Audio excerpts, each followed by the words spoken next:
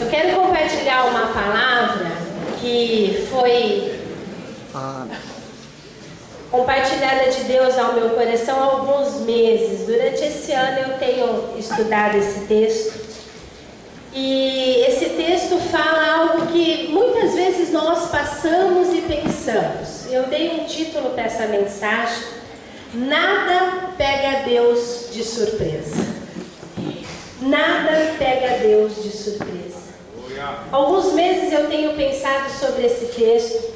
Ele saltou da Bíblia para a minha vida. E Deus tem me revelado que Ele é soberano. Ele é onipresente, que quer dizer que a presença dele está em todo lugar. Ele é onipotente, quer dizer que ele é o todo-poderoso. E ele é unipessoal, só existe um único Deus.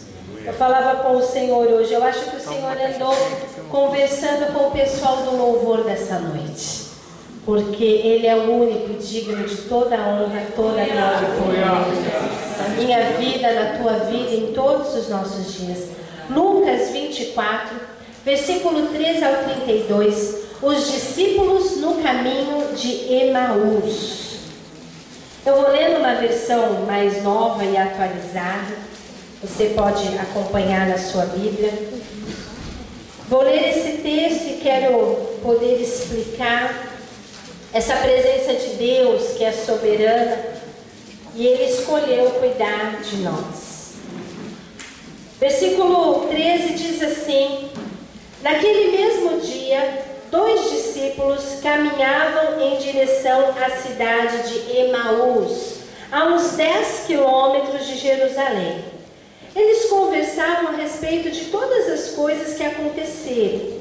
No meio da conversa, Jesus apareceu e os acompanhou, mas não o reconheceram.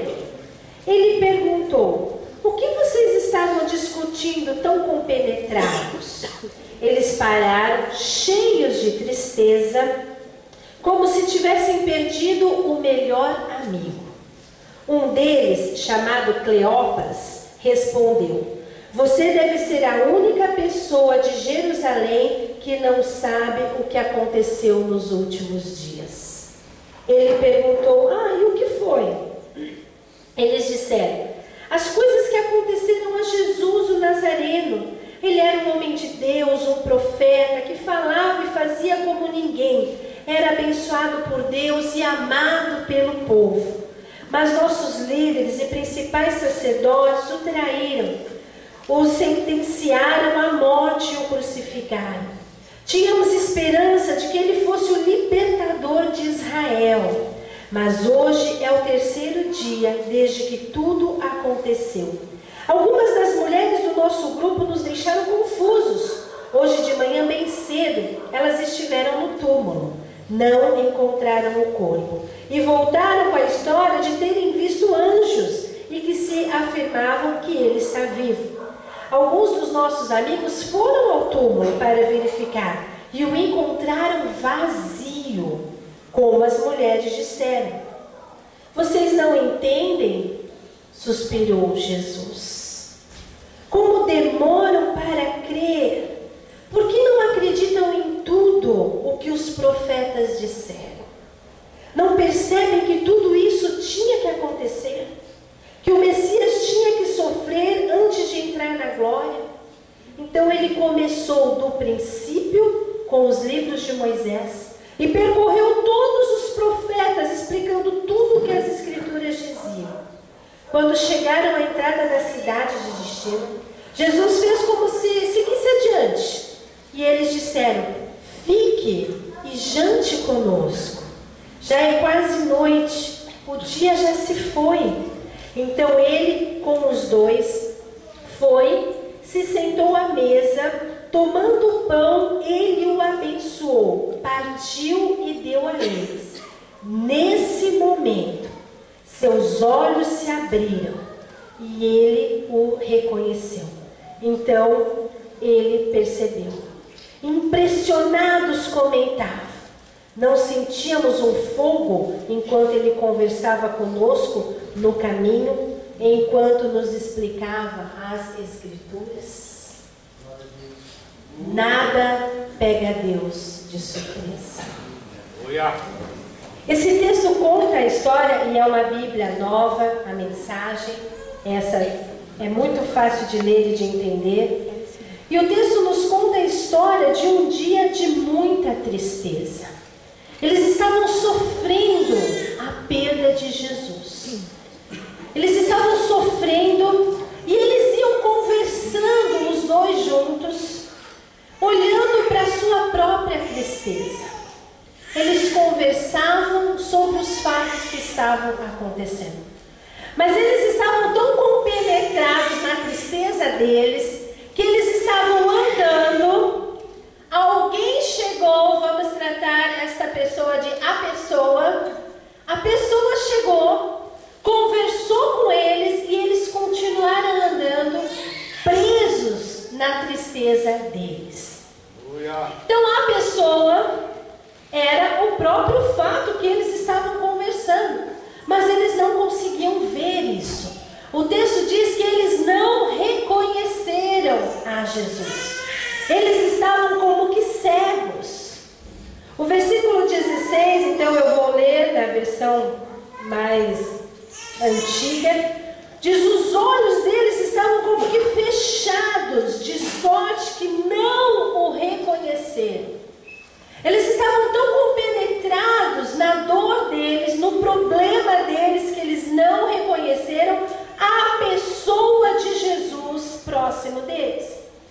Quantas vezes nós vivemos assim, cegos, cegos na tristeza, cegos nas necessidades, cegos nas preocupações. O texto diz que Jesus pergunta assim para ele: por que vocês estão tão preocupados?